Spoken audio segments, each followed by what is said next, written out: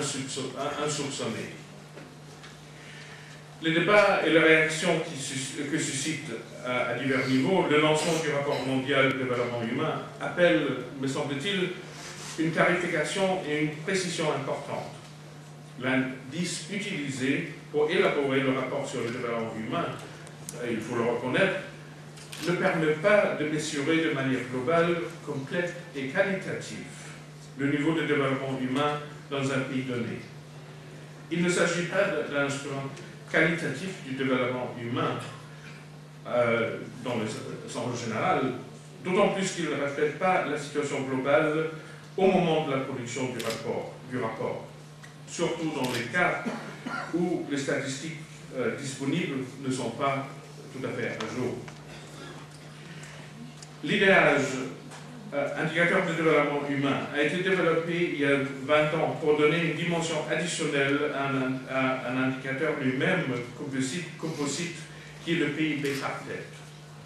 Le PNUD, à l'époque, avait innové en la matière en soulignant que le développement n'était pas uniquement une question de croissance PIB par tête, mais qu'il devait également prendre en compte la qualité de vie des citoyens. C'est ainsi que deux autres indicateurs furent retenus, l'espérance de vie et l'éducation. Ces indicateurs sont évidemment importants, mais pas exclusifs.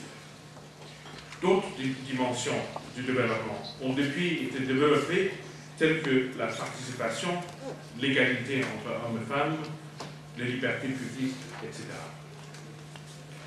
Dans ce contexte, il existe certainement un potentiel d'amélioration à apporter à l'idéage et de formules additionnelles et ou alternatives à explorer.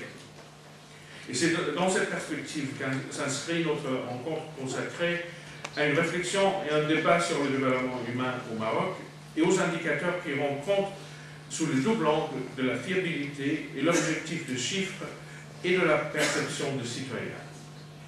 Je suis confiant que la réflexion et le débat que vous avez engagés aujourd'hui ne manquent pas de contribuer à enrichir le concept de développement humain et à améliorer la qualité et la pertinence de ces indicateurs.